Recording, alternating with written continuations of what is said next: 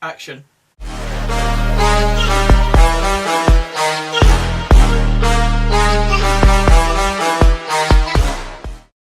I'm smiling again, lads. Hopefully this sort of form can continue for weeks to come, because I'm quite enjoying this. Speaking of that, enjoy the video.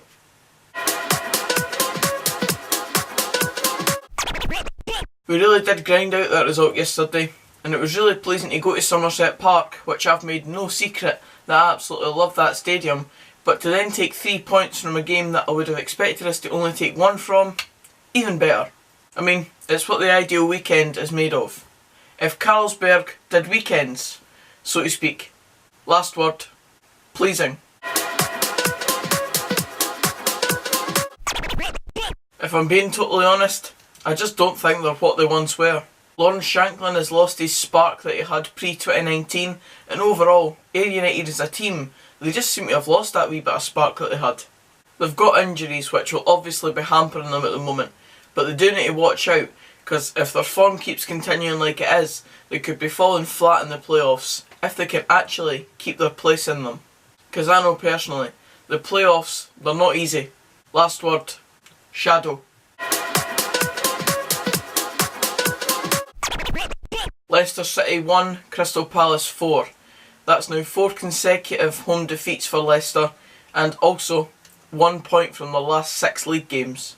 The stats don't make for pretty reading, that's for sure, and it was the final nail in the coffin for Claude Puel, as since that result he's been sacked by Leicester City. It's been a tough old season for Leicester considering all the kind of sad stuff that's happened at their club, but it's never worked out for Claude Puel this season, and the fans have never taken to him. Last word, goodbye Claude Puel, the end.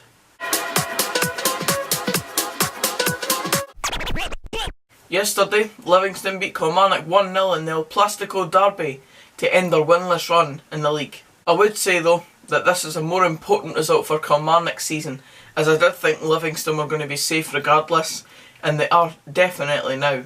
But in my opinion, Kilmarnock will rue that result coming into the season, considering they're fighting for European places. They really had to be beating a team like Livingston. No offence intended to any Livingston fans out there. Last word, unexpected. It's been a while since this has happened, but I've actually been requested to include a team in the last word this week, and this time it's obviously Greenock Morton, as they lost 1-0 to Inverness Caledonian Thistle in the Highlands on yesterday. Morton manager Jonathan Johansson said after the game yesterday that his team were powder puff in the final third, and in my opinion, them sort of statements are only reflective of what the manager imposes on his team, and certainly, according to Morton fans, not playing a player like Michael Tidser in the team is certainly going to make your final third a bit more powder puff than it could be. And he also said after the match that Morton are a small team. Now, whether that's correct or not, I doubt that'll go down well with the Morton fans either. Last word, this was pretty much requested as well. Clueless. Stoke City versus Aston Villa. I mean, it's a pretty meaningless game to me. 1-1 draws are never an exciting thing to talk about. However, one thing that I really did appreciate, considering I'm a retro type of guy, Jack Butland wore a old style goalkeeper's kit in memory of Gordon Banks, who obviously passed away earlier on this week. The legendary England goalkeeper was known for making tremendous saves and obviously winning the World Cup with England in 1966. And to add to the sentiment of Stoke City and Jack Butland yesterday, Butland himself went on to make some fantastic saves in the game yesterday to get his team a point, and what could be an important point coming into the season.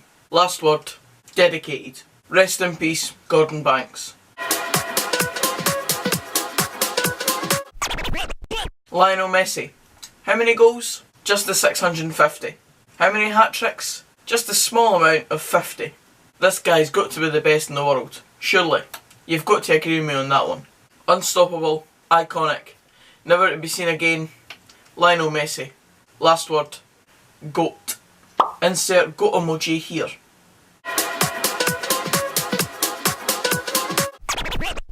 Next up, Scottish Championship, Falkirk v Dundee United. Obviously under new management for the start of the season, and for that reason and that reason alone, I'm going to give this one a draw as my prediction. And it did indeed end a draw between Falkirk and Dundee United, as Falkirk actually slipped down the table due to Alloa's winning Queen of the South, which Stephen Dobie didn't actually score a goal. But back to the topic. Despite Falkirk falling down the league, they did fight hard to get a point against Dundee United, who are a good side these days and are probably going to be fighting for promotion, and Falkirk getting a point against them is a good point. Last word, resilience. I don't think they've been beaten in 2019. They're under a fantastic run of form, and I think they could continue that tonight against Hibs. Okay, so I was wrong on this one.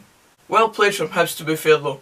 It was a cracking goal for Stevie Mallon, and they do seem to have really turned a corner since Paul Heckingbottom came in, and also since Neil Lennon's left, really.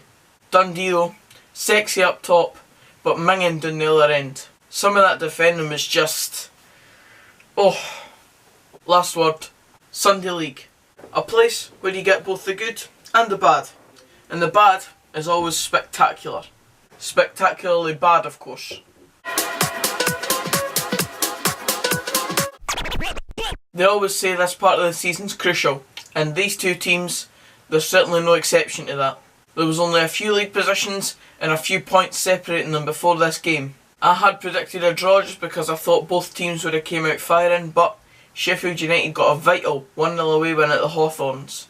And if it wasn't doing it already, it really is heating up at that end of the championship right now, down in England. 2 points between the top three, and only 2 teams can go up automatically. It's that time of the season. Last word, business. And that's it for this video, guys. Cheers for watching. If you did enjoy, please give it a like. What was the last word for your game that you went to yesterday or over the weekend or are just about to go to? And also, subscribe for more of this type of content. Only about 5 or so away for 900, so make it happen before March comes. But aye, until the next video, which will be the player ratings for the game yesterday, Dunfermline's game of course, that'll be coming later on the day. I'll see you then. Cheers, guys.